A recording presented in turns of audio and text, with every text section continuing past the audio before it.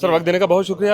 انور مقصود صاحب کا ایک ڈرامہ ہاؤس ہیرسٹ آج کل چل رہا ہے اور اس کے اوپر یہ ہوا ہے کہ 3 شوز کی ان کو NOC ملی اور باقی ان کے 11 شوز رہ رہے تھے اور وہ بند کر دیے گئے. اب وہ پرائم منسٹر سے اپیل کر رہے ہیں کہ جی اس کے شوز کو کرنے کی اجازت دی جائے. کیا انور مقصود صاحب خود ایک بڑا ڈرامہ ہے. میں تو یہ سمجھتا ہوں فن کی ہم قدر کرتے ہیں، عزت کرتے ہیں، احترام کرتے ہیں. اچھا آرٹسٹ ہے، مگر باتیں جو اب اس وقت ان 2 سالوں میں نے جو سنا ہے، میں اس کا فین بھی رہا ہوں، مگر اب میں اس کا فین نہیں ہوں. جس طرح وہ ان کو نہیں، اجازت ملنی چاہیے. بالکل قانون میں کیوں نہیں، ہر کسی کو اظہار رائے کی آزادی ہے، فن اور فنکار کو بھی آزادی ہے، کوئی قدر نہیں ہے.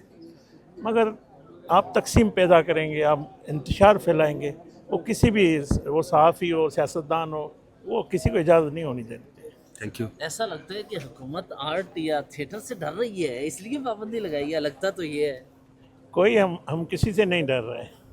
اب جو بھی ڈر رہے ہیں، مطلب میں سمجھتا ہوں اس وقت تو قوم کٹھی ہے. آپ کیوں تقسیم کی بات کر رہے ہیں؟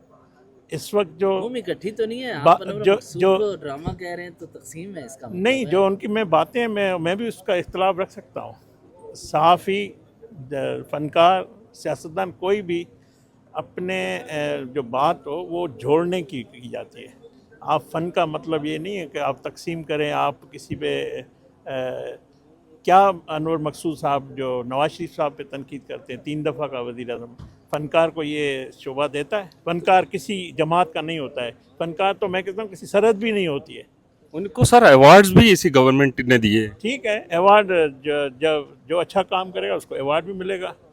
جو اگر مطلب ہم تو کسی کا راستہ نہیں روک رہے ہیں، کسی کی زبان بندی نہیں کر رہے، مگر قانون ہر کسی کے لیے ہے، انصاف بھی سب کے لیے ہے. ایک سوال ہے کہ کراچی کے آرٹسٹ اور پاکستان کے بڑے مایہ ناز آرٹسٹ ہیں انور مقصود صاحب، ان کو اسلام آباد میں ڈرامے کی اجازت نہیں ملی.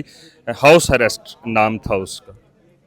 میں یہ سمجھتا ہوں کہ اس وقت یہ موضوع اس پر نئی بات کرنی چاہیے. جن کا آپ نے نام لیا اور ان کی کسی جو ان کی تخلیق کا آپ نے نام لیا، آپ ان سے بھی اگر آج یہ بات کریں گے تو وہ بھی کوئی ایسا بیان نہیں دیں گے جو کہ اس ماحول کو مقدر کریں، اس ماحول کو پلیوٹ کریں.